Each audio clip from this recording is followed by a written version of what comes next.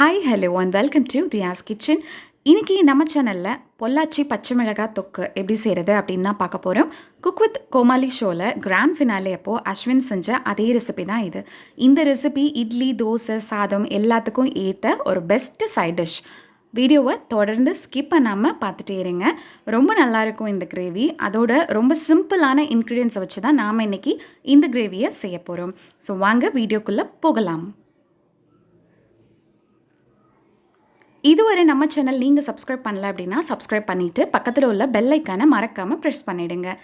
இந்த பேஜ் வந்து நீங்கள் ஸ்க்ரீன்ஷாட் எடுத்து வச்சுக்கிட்டீங்க அப்படின்னா உங்களுக்கு ரொம்பவே யூஸ்ஃபுல்லாக இருக்கும். இப்போ பச்சை மிளகாய் தொக்கு செய்கிறதுக்கு ஒரு கடாயில் 2 டேபிள் ஸ்பூன் அளவுக்கு கடலைப்பருப்பை எடுத்துக்கலாம். 1 டீஸ்பூன் அளவுக்கு வெந்தயம் எடுத்துக்கலாம். ரெண்டையும் நல்லா சேர்த்து நம்ம ட்ரை ரோஸ்ட் பண்ண போகிறோம். இதுக்கு எண்ணெய், தண்ணி எதுவுமே சேர்க்க வேண்டாம். நீங்கள் ட்ரை ரோஸ்ட் மட்டும் பண்ணால் போதும். நல்லா வறுத்துட்டு நல்லா ப்ரௌன் கலரில் கலர் சேஞ்ச் ஆகி வரும். நல்ல வாசனையும் வரும். இப்போ பாருங்கள், நமக்கு கலர் சேஞ்ச் ஆகிடுச்சு. இந்த மாதிரி ப்ரௌன் கலரில் வரும். சிம்லேயே வச்சு வறுத்தீங்க அப்படின்னா நல்லா வறுப்பட்டுரும். ஹையில் மீடியமில் வச்சோம் அப்படின்னா வெளியில் மட்டும் ப்ரௌன் ஆகிடும், உள்ளுக்குள்ளே நல்லா வந்திருக்காது. பவுடர் பண்ணுறதுக்கு நமக்கு நல்லா இருக்காது.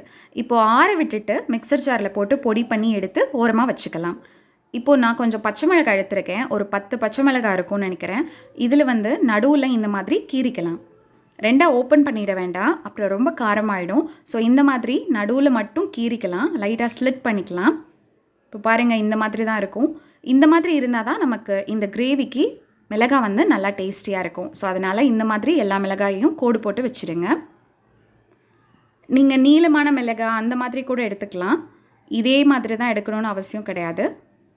ஸோ இப்போது இதெல்லாம் வந்து ஸ்லிட் பண்ணிவிட்டு ஓரமாக வச்சிடலாம்.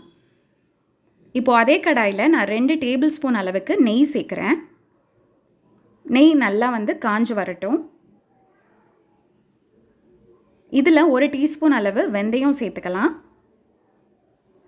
நீங்கள் நெய்க்கு பதிலாக நல்லெண்ணெய் கூட சேர்த்து நீங்கள் இந்த ரெசிபி செய்யலாம். இப்போ கருவேப்பிலை போட்டுட்டு நல்லா பொரிஞ்சதும் பச்சை மிளகாய் சேர்த்துக்கலாம். இது எல்லாத்தையும் நல்லா வதக்கிக்கலாம். மீடியம் ஃப்ளேமில் வச்சுக்கோங்க அடுப்பு. ஸோ இப்போது நல்லா இது எல்லாத்தையும் வதக்கி விட்டோம் அப்படின்னா அந்த மிளகாய் வந்து நமக்கு ஒரு மாதிரி ஒயிட்டாக அந்த ஸ்கின்னு மாறி வரும் இல்லையா, அந்த அளவுக்கு வரை நம்ம இதை வறுத்து எடுத்துக்கலாம். இப்போ நமக்கு மிளகாயெல்லாம் கலர் சேஞ்ச் ஆகி வந்துருச்சு. இந்த டைமில் ஒரு நெல்லிக்காய் அளவு புளி எடுத்து ஊற வச்சு அதோட அந்த சாஸ் மட்டும் எடுத்துக்கிறேன். தண்ணியில் நல்லா கரைச்சிட்டு அந்த புளி தண்ணியை சேர்த்துக்கிறேன். இந்த புளி தண்ணி சேர்த்ததுக்கப்புறமா நல்லா கொதிக்க விடணும். நம்ம நல்லா கலந்து விட்டுருங்க. இந்த புளி தண்ணியிலே அந்த மிளகாய் வந்து நல்லா கொதிக்கணும். அப்போ தான் அந்த மிளகாய்க்குள்ளே அந்த புளி தண்ணியெல்லாம் போய் காரம் கம்மியாக நமக்கு கிடைக்கும். ஸோ நல்லா கலந்து விட்டுட்டு கொதிக்க விட்டுருங்க. ஒரு 10 நிமிஷம் போல் கொதிக்க விடுங்க. இப்போது அடுப்பு வந்து சிம்லேயே இருக்கட்டும் கொதிக்கிறப்போ. இப்போ 10 நிமிஷம் ஆச்சு. நான் தேவையான அளவு உப்பு சேர்த்துட்டு மஞ்சள் தூள் சேர்த்துக்கிறேன் 1/2 டீஸ்பூன். அப்புறம் வெல்லம் சேர்த்துக்கிறேன். நீங்கள் வெல்லத்துக்கு பதிலாக ப்ரௌன் சுகர் இல்லை அந்த நாட்டு சர்க்கரை எது வேணாலும் நீங்கள் சேர்த்துக்கலாம். இதெல்லாம் சேர்த்துட்டு நல்லா கலந்து விட்டுட்டு 5 நிமிஷம் போல் கொதிக்க விட்டுடலாம். ஏன்னா நமக்கு ஆல்ரெடி 10 மினிட்ஸ் கொதிச்சிருச்சு. நல்லாவே புளி வந்து அந்த மிளகாய் எல்லாமே சேர்ந்து நல்லா வெந்துருச்சு. இப்போ 5 நிமிஷம் கொதிச்சாலே போதும். சிம்மர்லேயே வச்சு கொதிக்க விடலாம். இப்போது நம்ம அரைச்சி வச்சுருந்தோம் இல்லையா பவுடர், அதை ஆட் பண்ணிக்கலாம். ஆட் பண்ணிவிட்டு உடனே நல்லா கலந்து விட்டுருங்க. ஏன்னா இது கடலைப்பருப்பு இல்லையா, ஸோ அந்த வந்து கட்டியாக அங்கங்கே நின்றுக்கும். நல்லா இதை ஸ்மாஷ் பண்ணி லம்ஸே இல்லாமல் கட்டிகளே இல்லாமல் நல்லா கலந்து விட்டுருங்க. இந்த பவுடர் சேர்த்த உடனே கிரேவி வந்து கொஞ்சம் கொஞ்சமாக திக்காகிறதுக்கு ஆரம்பிக்கும். நல்லா கட்டியே இல்லாமல் கலந்து விட்டுறலாம்.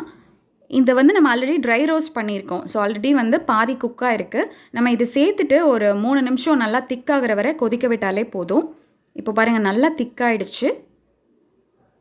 இந்த டைமில் வந்து நம்ம 1 டேபிள் ஸ்பூன் அளவுக்கு நெய் லாஸ்ட்டாக சேர்த்துட்டு அடுப்பை ஆஃப் பண்ணிடலாம்.